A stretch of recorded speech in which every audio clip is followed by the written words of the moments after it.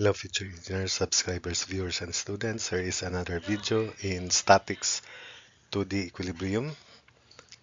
And I hope that these additional problems can somehow improve your thinking skills, your experience with 2D equilibrium problems, especially for those taking up civil engineering.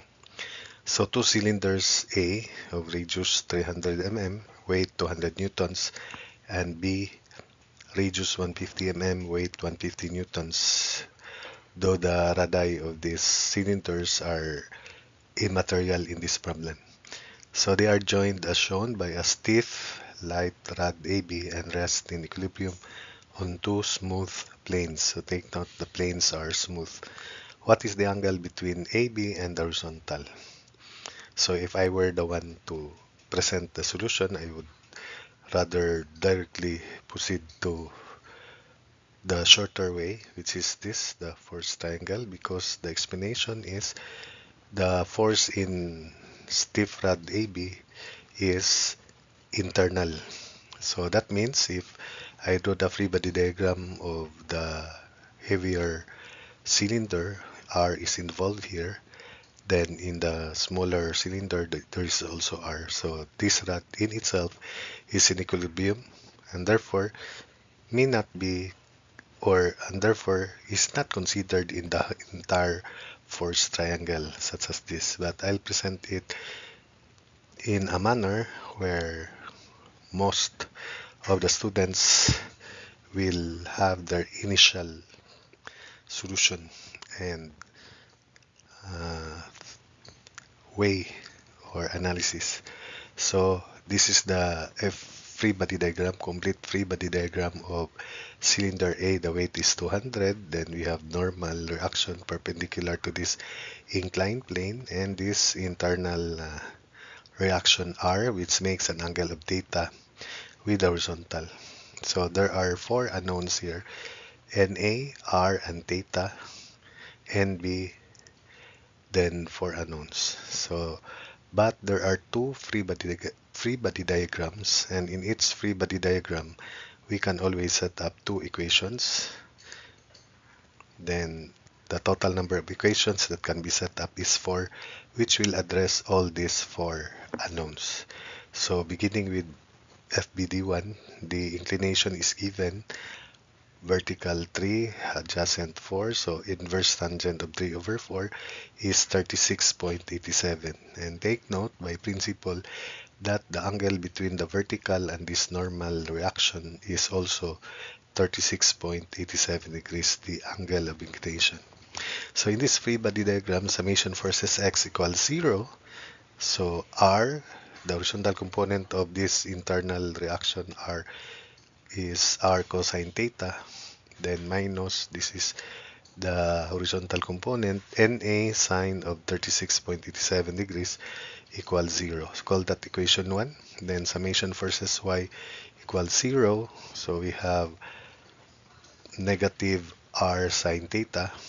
Let's make this the first variable. Then plus NA cosine of 36.87 degrees minus 200 equals 0 or equals 200. So call that equation 2.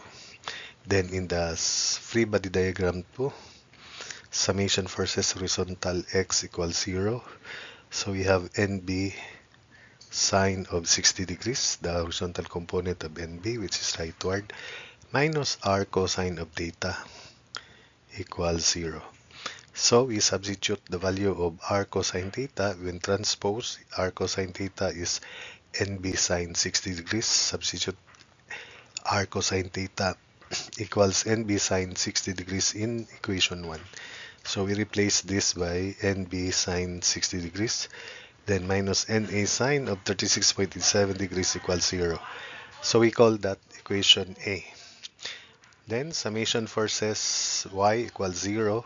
So we have NB cosine of 60 degrees, the vertical component of NB upward, plus r sine theta, then equals 150. So we substitute the value of r sine theta. R sine theta is equal to 150 minus NB cosine of 60 degrees, or the value of negative R sine theta, because this is negative R sine theta transposed to the right. So negative R sine theta equals NB cosine 60 degrees minus 150. So we replace this by NB cosine 60 minus 150, which is now this. Then plus NA cosine 36.87 degrees equals 200. Simplifying, NB cosine 60 plus NA cosine 36.87 equals 350. Call that equation B. We can now solve the values of NB and NA if we solve equations A and B simultaneously. So we have NB equals 211.52 newtons and NA equals 305.3 newtons. Having found these values, we substitute into equation 1 the value of R cosine theta equals NA sine 36.87. R cosine theta equals NA to the right. So NA 305.3 sine 36.87 degrees. So R cosine theta equals 183.18. Call that equation 1A because it came from equation 1. Then in equation 2, this R sine theta equals NA cosine 36.87 minus 200.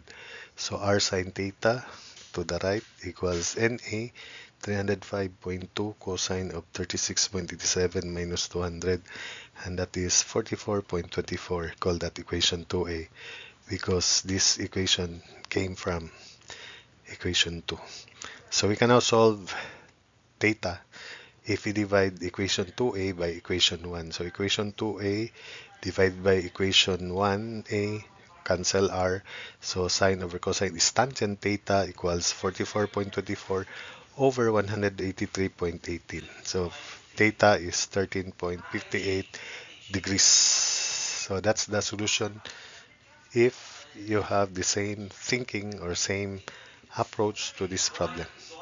Now, for experienced people, this is the solution. We draw the first triangle. We ignore R because it is in equilibrium by itself.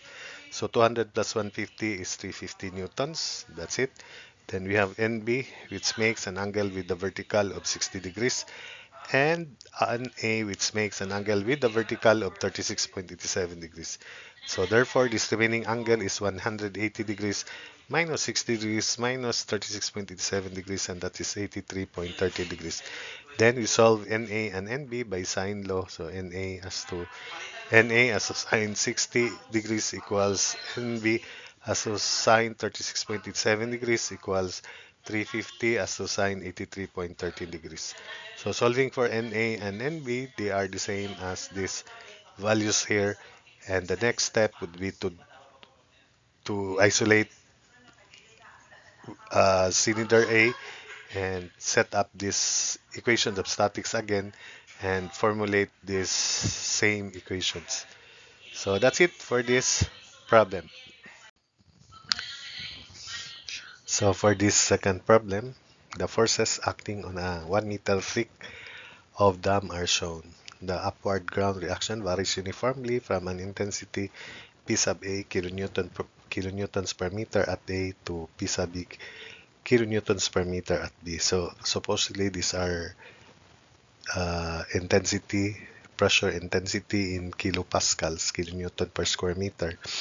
But because the analysis of dams is to consider a unit width, in this case 1 meter, so this forces, this pressure forces reduced to line loads in kilonewton per meter. So supposedly kilonewton per meter, but let's just stick to this. This is now in kilonewton per meter, so that if we compute the area, it will become, the unit becomes unit of forces FA and FB. So we divide this trapezoidal linear variation of pressure into two triangles. So one is denoted by FA, the area of this triangle, and the other one by FB, denoted by this bigger triangle. So call this P sub A and this one as P sub B.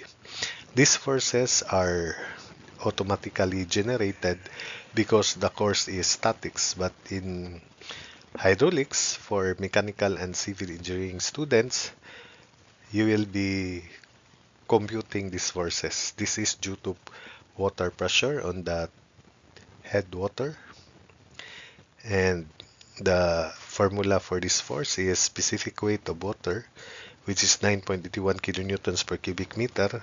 Barred H is the vertical distance of the centroid of this rectangular area. This is rectangular area 1 meter by certain height. So distance from the centroid of that area to the water surface under zero pressure.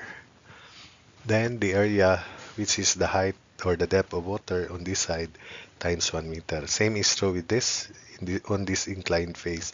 So these forces are perpendicular to the surface of contact.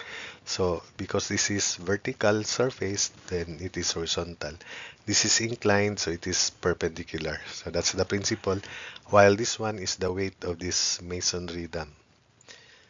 And that's the combined weight of, if this is the shape really of the cross-section of the dam, the rectangular part and the triangular part. So for those who are taking up civil engineering, you will know this in your future subject, hydraulics.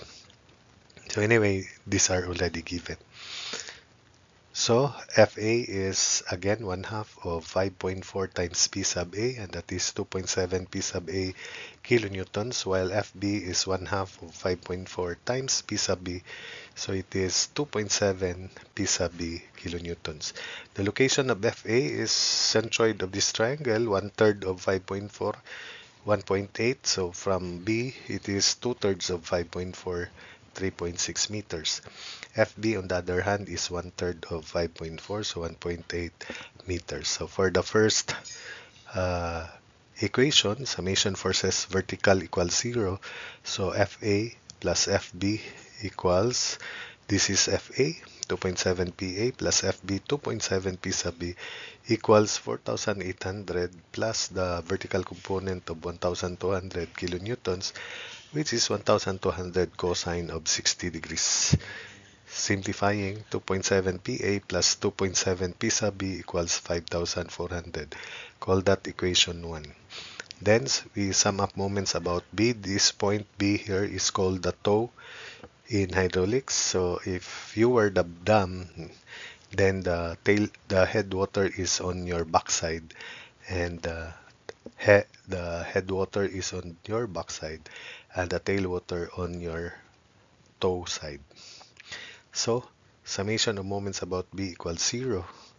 We have FA 2.7 PA times 3.6 plus FB clockwise positive. FB equals 2.7 P sub B, moment arm 1.8, then plus 2000 times 1.8, then equals counterclockwise moments, which is 4,800 times moment arm 5.4 minus 2.1, or 3.3 meters, plus 1,200 times 1.2. Simplifying, 9.72 PA plus 4.86 P sub B equals 13,680. Solving equations 1 and 2 simultaneously, we obtain our answers. P sub A is 814.8 kilonewtons per meter, while P sub B is 1,185 kilonewtons per meter. Then for the horizontal resistance to sliding, the dam remains on its position, erected position, because of the ground resistance against sliding. This force pushes the dam, counteracted by this, and most especially this resistance to sliding. So summation forces X equals 0, 2,000, minus 1,200 sine 60, minus resistance to sliding, R sub S, equals 0. So solving for R sub S, it is 960.8 kilonewtons. So that's it for this video. More examples, additional examples will be uploaded in the future, in the near future, so that you can have additional problems for you to experience and for you to solve supposedly.